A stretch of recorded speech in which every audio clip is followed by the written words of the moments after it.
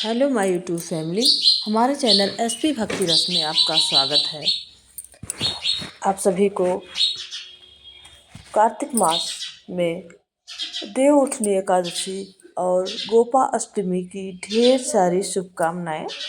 कृष्ण भगवान की कृपा, माँ तुलसी जी की कृपा, विष्णु हरि की कृपा, माँ लक्ष्मी जी की कृपा आप सभी पर बनी रहे। आज हम आपके लेके आए हैं कार्तिक मास गंगा स्नान की बुढ़िया माँ की कहानी। कार्तिक महीने में गंगा स्नान का बहुत ही महत्व है। प्रातःकाल उठकर अगर गंगा स्नान करते हैं, किसी पवित्र नदी पर जलाशय पर स्नान करके आप तुलसी जी का पूजन करते हैं तो आपके जीवन में जो भी कष्ट है सब मिट जाते हैं और कई गुना फल की प्राप्ति होती है। इस महीने में अगर सुबह स्नान करके तुलसी पूजन करने के बाद श्री कृष्ण की पूजा करके दीपदान करते हैं तो आपके समस्त कष्ट दूर हो जाते हैं। और कार्तिक मास में भगवान श्री कृष्ण और राधा देवी की विधि विधान से पूजा करने से, भोग लगाने से, व्रत कथा पढ़ने से पूरे साल का आशीर्वाद मिलता है।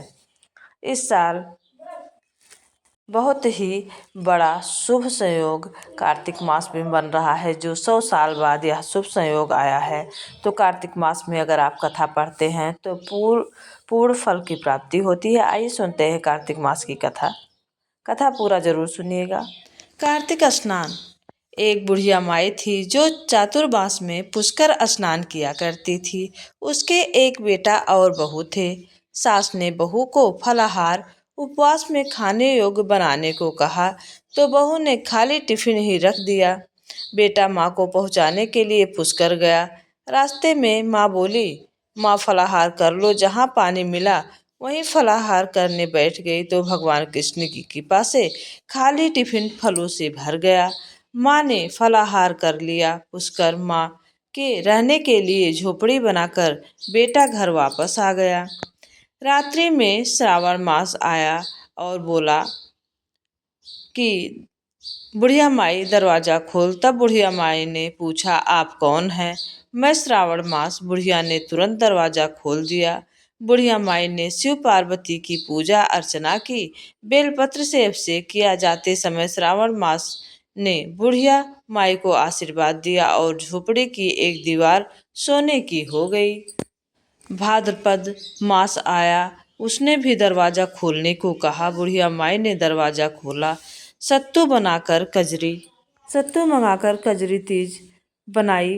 भाद्रपद मास ने बुढ़िया माई को आशीर्वाद दिया और झोपड़ी की दूसरी दीवार भी सोने की हो गई। फिर अश्विन मास आया और उसने भी दरवाजा खोलने को कहा। बुढ़िया माई ने दरवाजा खोला। पितरों का तर्पण कर ब्राह्मण भोजन कराकर श्राद्ध किया।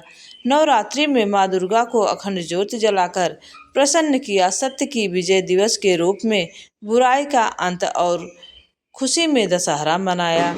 अश्विन मास ने जाते समय प्रसन्न होकर तीसरी दीवार भी बहुमूल्य सोने और रत्नों जड़ित कर दी। बुढ़िया माई को सदैव प्रसन्न रहने वाला आशीर्वाद दिया। इन सब के बाद कार्तिक मास आया और उसने भी दरवाजा खोलने को कहा। बुढ़िया माई ने दरवाजा खोला। अति प्रसन्न मन से कार्तिक स्नान किया। दीपदान कर दीपावली, गोवर्धन पूजा, भैया दूज, गोपाष्टमी, आंवला नवमी मनाई। कार्तिक मास ने जाते समय आशीर्वाद दिया और झोपड़ी के स्थान पर महल बन गया। कार्तिक मास ने जाते समय आशीर्वाद दिया और झोपड़ी के स्थान पर महल बन गया। बुढ़िया माई गरीबी की सेवा कर भजन कीर्तन और अपना समय व्यतीत करने लगी। बेटा अपनी माँ को लेने आया। माँ और झोपड़ी को पहचान ना सका तो पड़ोसियों से पूछा। उन्होंने बताया तो बेटा माँ के चरणों में गिरकर बोला, माँ घर चलो। सारे सामान के साथ घर ले आया। सासू माँ के ठाट बाट देखकर बहू के मन में लालच आ गया और उसने अपनी माँ को पुष्कर छोड़कर आने को कहा तो उसका पति अपनी सास को भी पुष्कर छोड़ आया। परंतु बहू की माँ का धर्म कर्म बिल्कुल नहीं था। वह 4 समय भोजन करती और दिन भर सोती। चारों मास आए और चले गए। जाते समय झोपड़ी गिर गई और बहू की माँ गधी की योनि में चली गई, क्योंकि औरत लक्ष्मी का रूप है और लक्ष्मी की तरह चंचल होना चाहिए। भगवान की पूजा और अतिथि का सम्मान और दान पुण्य करना चाहिए। बहू ने कहा अब माँ को ले आओ। जब जमाई सास को लेने गया तो कहीं ना मिली। लोगों के पूछने पर लोगों ने बताया कि तेरी सास धर्म कर्म कुछ ना करती थी, खाती थी और सोती थी, जिससे वह गधी योनि में चली गई है। जमाई गधी योनि सास को बात कर घर ले आया। उसकी पत्नी ने पूछा, मेरी माँ कहाँ है? तब पति ने कहा, तेरे लालच की वजह से तेरी माँ गधी योनि में चली गई है।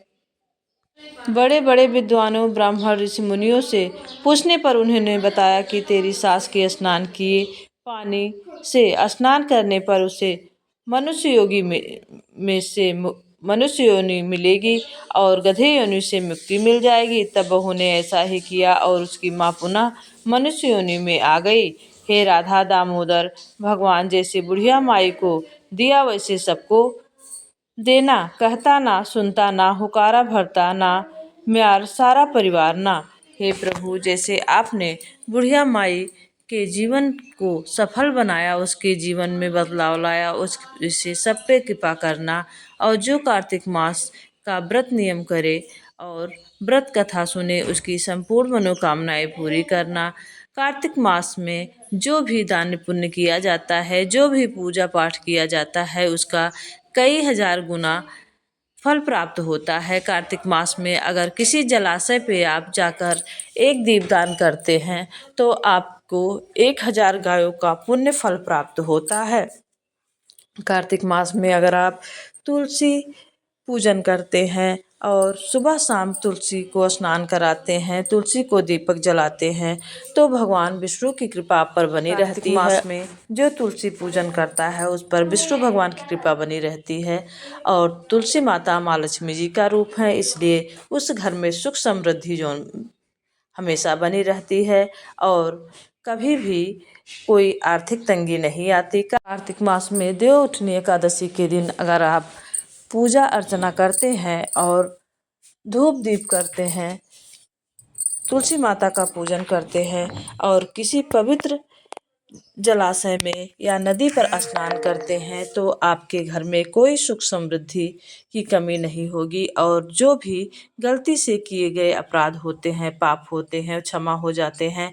और अगर एक दीपदान आप जलाशय पर करते हैं कार्तिक मास में, आकाश दीप, और किसी जलाशय पे जाके आप 5 दीपक जलाते हैं और दीपदान करते हैं, तो आपके समस्त कष्ट दूर हो जाते हैं, सभी पाप से मुक्त हो जाते हैं। और कृष्ण भगवान, माँ लक्ष्मी जी की कृपा, तुलसी माता की कृपा आप पर सदैव बनी रहती है। तो आपको ये महात्म्य अच्छा लगा हो तो प्लीज़ चैनल को लाइक शेयर सब्सक्राइब करिएगा। कमेंट बॉक्स में विष्णु भगवान लिखना ना भूलिएगा। और आप सभी को देवउठनी एकादशी की ढेर सारी शुभकामनाएं, तुलसी विवाह की ढेर सारी शुभकामनाएं। तुलसी माता की कृपा आप सभी पर बनी रहे। जय तुलसी माता, जय